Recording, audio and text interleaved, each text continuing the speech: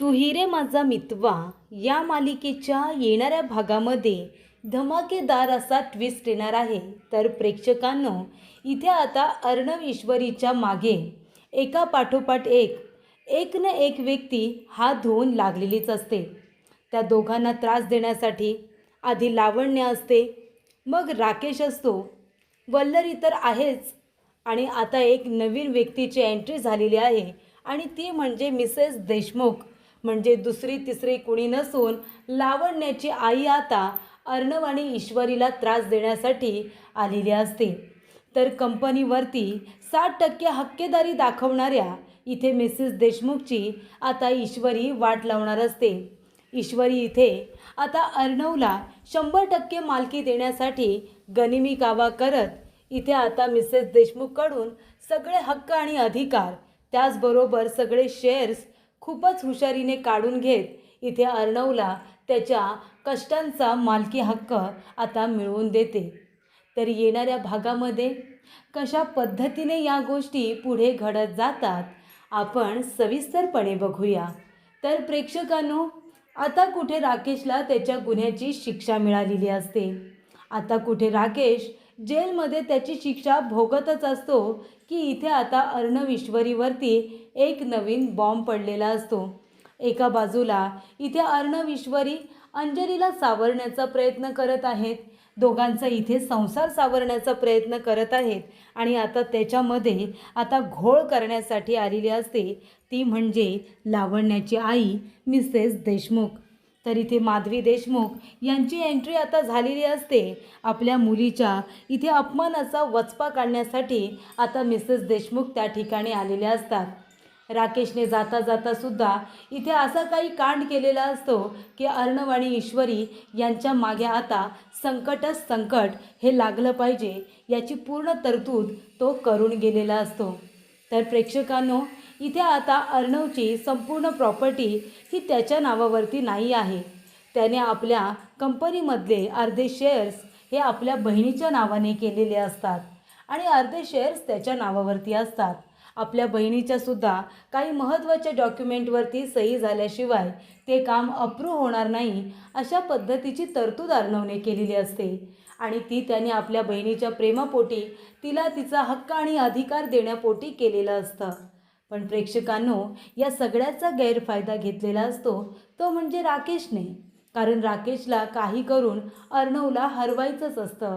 अर्णवचं चांगलं झालेलं त्याला काही बघवतच नाही आणि शेवटीला प्रेक्षकांनो, त्याचा वाईट परिणाम असा झालेला असतो की इथे आता राकेश जरी जेलमध्ये गेला असला तरीसुद्धा जाता जाता त्याने इथे अंजलीच्या नावावरचे सगळे शेअर्स तिला फसवून तिच्याजवळ खोटं बोलून सगळे शेअर्स त्याने त्याच्या नावावरती करून घेतलेले असतात आणि अंजलीच्या नावावरचे शेअर्स आता इथे राकेशच्या नावावरती झाल्यानंतर राकेशने ते सगळे शेअर्स हे जाता जाता लावण्याची आई मिसेस माधवी देशमुख हिच्या नावाने मुद्दामूनच केलेले असतात. कारण का, तर लावण्याची आईसुद्धा अर्णवच्या सात्विक कंपनीमध्ये आता पार्टनरशिप असतेच, तिचीसुद्धा पार्टनरशिप असते आणि त्यामुळे प्रेक्षकांनो, आता अर्धे शेअर्स हे ऑलरेडी तिच्या नावावरती असतात, बाकीचे शेअर्स अर्णवच्या नावावरती असतात आणि त्यातले अर्धे शेअर्स हे आता असतात अंजलीच्या नावावरती. पण आता अंजलीच्या नावावरती असलेले शेअर्स राकेशने तिला फसवून सह्या करून आता स्वतःच्या नावावरती घेतलेले असतात आणि ते जाता जाता त्याने इथे आता माधवी देशमुख हिच्या नावाने केलेले असतात. त्यामुळे कंपनीचा जास्तीचा आता भाग हा तिच्याकडे आलेला असतो, तिच्याकडे जास्त अधिकार आलेले असतात आणि त्याचमुळे प्रेक्षकांनो, इथे आता माधवी देशमुख हिने सात्विक फॅशनमध्ये शिरकाव करण्याचा निर्णय घेतलेला असतो आणि ही गोष्ट अर्णवला माहितीच नसते की अंजलीच्या नावाचे आता शेअर्स हे राकेशने त्याच्या नावावरती केलेत आणि ते माधवीला विकलेतसुद्धा. हे अर्णवला माहिती नसतं आणि त्यामुळे प्रेक्षकांनो, इथे आता कुठं राज शिर्केंच्या घरामध्ये काहीतरी चांगलं घडत असतं आणि त्याच्यामध्येच अर्णवला फोन आलेला असतो की त्याच्याच इथे ऑफिसमध्ये त्याच्याच कंपनीमध्ये बोर्ड ऑफ डिरेक्टरची लगेचच मीटिंग बोलावलेली असते. अर्णवला कळत नाही की हे सगळं काय आहे. मी तर सांगितलेलं सुद्धा नाही आहे की बोर्ड ऑफ डिरेक्टरची मीटिंग घ्या म्हणून. मग अचानकपणे ही मीटिंग एवढी एमर्जन्सीमध्ये कुणी घेतली? तेव्हा इथे अर्णवला खूपच जास्त राग येतो. तो खूपच जास्त संताप करतो आणि तो धावत पळत आलेला असतो कंपनीमध्ये आणि मग कॉन्फरन्स रूममध्ये. तिथे आल्यानंतर तो म्हणत असतो, कुणाची हिंमत झाली माझी परमिशन न घेता विदाऊट माय परमिशन तुम्ही इथे बोर्ड ऑफ डिरेक्टरची मीटिंग बोलवलीत, कोणी हिंमत केली ही? आणि तेव्हा प्रेक्षकांनो नाव समोर आलेलं असतं, ते म्हणजे मिसेस देशमुख. तेव्हा तिथे लावण्याची आई मिसेस देशमुख येतात आणि म्हणतात की मी स्वतः इथे बोर्ड ऑफ डिरेक्टरची मीटिंग घेतलेली आहे, कारण का मी तुमच्या कंपनीमध्ये आता 7% इथे पार्टनरशिपमध्ये आहे आणि तुम्ही फक्त किती टक्के? तर तुम्ही फक्त आता 5% तुम्ही इथे आता मालकी हक्क तुमच्याकडे आहे आणि बाकीचा माझ्याकडे आहे. म्हणजे इथे शेअर्स जर बघितले तर माझ्या नावावरती जास्त आहेत, त्यामुळे मालकी हक्क आणि अधिकार हा सुद्धा माझ्याकडेच येतो. त्यामुळे प्रेक्षकांनो इथे आता देशमुख म्हणत असते की बोर्ड ऑफ डिरेक्टरची मीटिंग बोलावण्याचा मला अधिकार आहे, बरोबर ना मिस्टर राजशिर्के? तेव्हा इथे ईश्वरीसुद्धा बरोबर असते. तेव्हा इथे आता ईश्वरी हिला बघितल्यानंतर मिसेस देशमुखच्या पायाखालची जमीनच सरकते. तो म्हणतो, मिस्टर अर्णव देशमुख, ही आहे का तुमची बायको ईश्वरी राजशिर्के? बरोबर ना? ह्या मुलीसाठी तुम्ही माझ्या लावण्याचं मन दुखावलं, या मुलीसाठी तुम्ही माझ्या लावण्याला नाकारलं. तुम्हाला खरंच असं वाटतं की हिची आणि माझ्या लावण्याची काहीतरी बरोबरी होऊ शकते कुठल्या तरी बाबतीत? असं आता ती अर्णवला टोचून बोलत असते. अर्णवला राग येतो. जेव्हा अर्णव म्हणतो, पुरावा काय आहे तुमच्याकडे, तो दाखवा. तेव्हा इथे तिने आता सांगितलेलं असतं की तुमच्या बहिणीच्या नवऱ्याने म्हणजे राकेशने तुमच्या बहिणीच्या नावावरती असलेले सगळे शेअर्स हे मला विकलेले आहेत आणि ते शेअर्स आता मला विकलेत, म्हणूनच या कंपनीचा जास्त हक्क आणि अधिकार, जास्त शेअर्स हे माझ्या नावावरती आलेले आहेत आणि त्यामुळे आता म्हणायला गेलं तर कंपनीची मालकीण मी सुद्धा होऊ शकते. हे कळते का तुम्हाला? तेव्हा अर्णवला खूपच जास्त राग आलेला असतो. राकेशने जाता जाता जो काही गेम खेळलेला असतो त्याची इथे अर्णवला अजिबातच म्हणजे अपेक्षा नसते आणि त्यामुळे त्याच्या अपेक्षेच्या बाहेरच्या गोष्टी घडल्यामुळे तो पूर्णपणे टेन्शनमध्ये आलेला असतो. आणि शेवटीला प्रेक्षकांनो इथे आता अर्णव त्याच्या रागावरचा कंट्रोल पूर्णपणे विसरून जातो आणि म्हणतो, मिसेस देशमुख तोंड सांभाळून बोला. शेअर्स जरी तुमच्या नावावरती असले ना तरी माझ्या कंपनीचा मालकी हक्क तुमच्याकडे मी येऊ देणार नाही, काहीही झालं तरीसुद्धा. कारण हा फ्रॉड आहे. कारण माझ्या बहिणीने स्वतःच्या मर्जीने हे आता त्याच्या नावावरती शेअर्स केलेले नाही आहेत, तिला फसवलं गेलं आहे आणि मी लढेन, मी केस करेन. जरी केस करावी लागली ना तरीसुद्धा चालेल, कारण तुम्हाला मी माझ्या कंपनीवरती अजिबात अधिकार सांगू देणार नाही आहे. तेव्हा ती म्हणत असते, मी सांगू शकते. तेव्हा तो म्हणतो, तुम्ही तुमच्या मुलीचा बदला घ्यायला इथे आलाय का? आणि महत्त्वाची गोष्ट म्हणजे माझ्या बायकोला काहीही बोलण्याचा अधिकार तुम्हाला नाही आहे. किती आणि काहीही झालं तरीसुद्धा माझी बायको ही तुमची कुणी लागत नाही ना, मग तिला बोलण्याचा, तिला दुखवण्याचा तुम्हाला काही एक अधिकार नाही, असं अर्णवने तिला स्पष्टपणे सांगितलेलं असतं. पण इथे आता मिसेस देशमुख म्हणत असते की अर्णव राजशिर्के, माझ्याजवळ बोलताना थोडा विचार करून बोला, कारण आता कंपनीचे जास्तीचे शेअर्स हे माझ्या नावावरती आहेत. तेव्हा मी काही करू शकते, काहीही माझ्या मनाला वाटेल ते. ह्या कंपनीतून तुम्हाला मी बाहेरसुद्धा काढू शकते, बोर्ड ऑफ डिरेक्टरमधूनसुद्धा काढू शकते.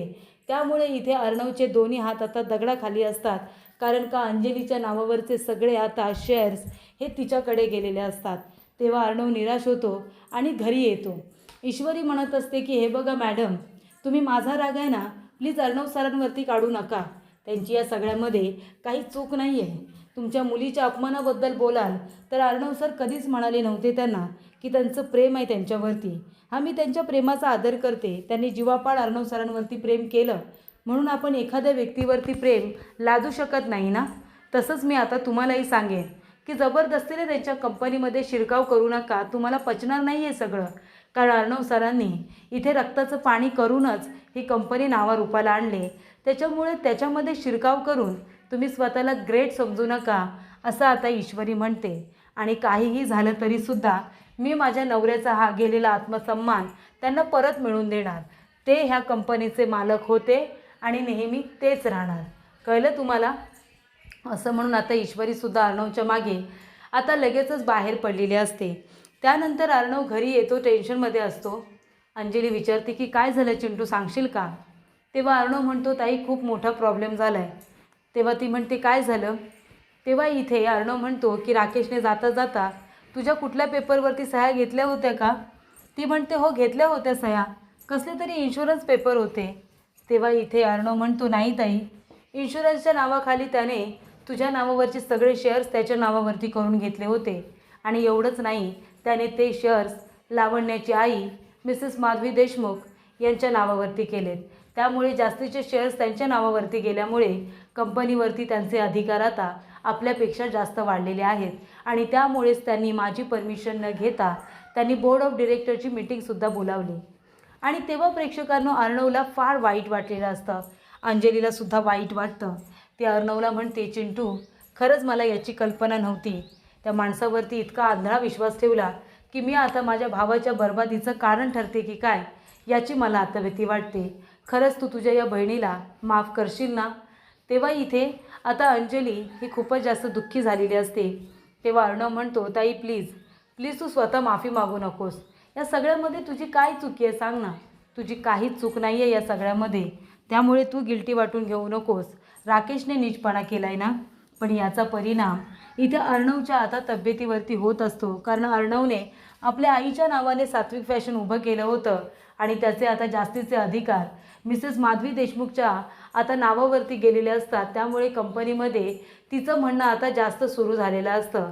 ती अधिकार गाजवायला लागलेली असते. अर्णवने काही रूल रेग्युलेशन बनवलेले असतात, ते ती तोडायला लागलेली असते. अर्णवच्या म्हणण्याला काही महत्त्व देत नसते. तिच्या मनाचा कारभार तिने सुरू केलेला असतो आणि हे आता ईश्वरीला बघवत नाही.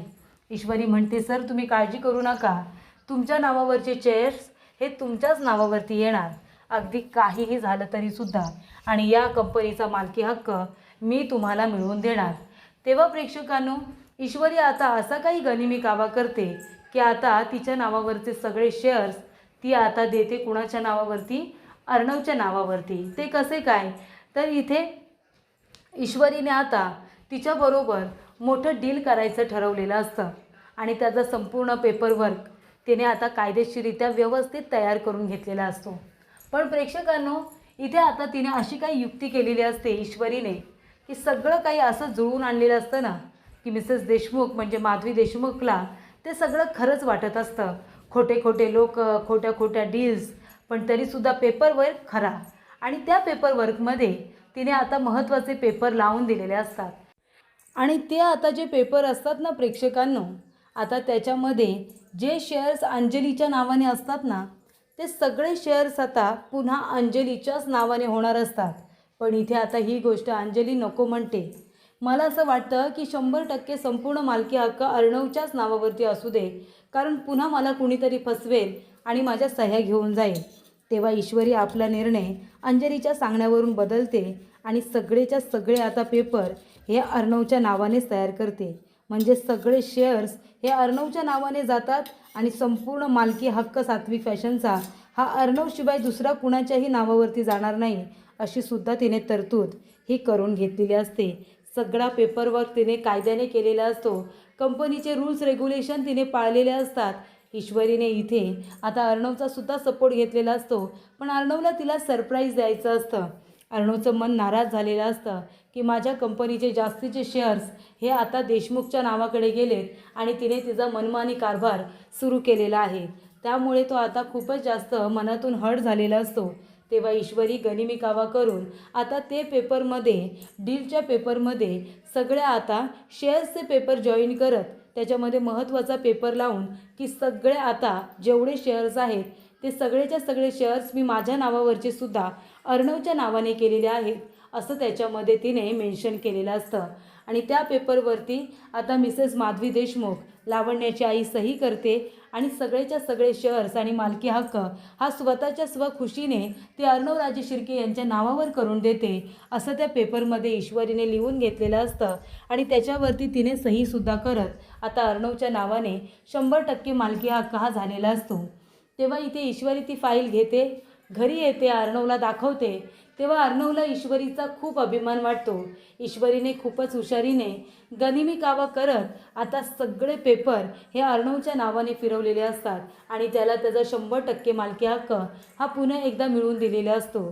तेव्हा इथे अर्णव दुसऱ्या दिवशी ऑफिसला येतो आणि ते सगळे पेपर इथे आता मिसेस माधवी देशमुखला वाचून दाखवत तो आता तिची कंपनीमधून सात्विक फॅशनमधून आता कायमस्वरूपी हकलपट्टी करतो. जे काही थोडेसे शेअर्स तिच्या नावावरती असतात ते सुद्धा अर्णवने आणि ईश्वरीने तिच्याकडून आता काढून घेतलेले असतात आणि त्यामुळे इथे ईश्वरीने योग्य वेळी आणि योग्य पद्धतीने इथे आता मिसेस देशमुखला सात्विक फॅशनच्या बाहेरचा रस्ता हा दाखवलेला असतो आणि ईश्वरीने आपल्या नवऱ्याच्या अपमानाचा बदला तिच्याकडून घेतलेला असतो.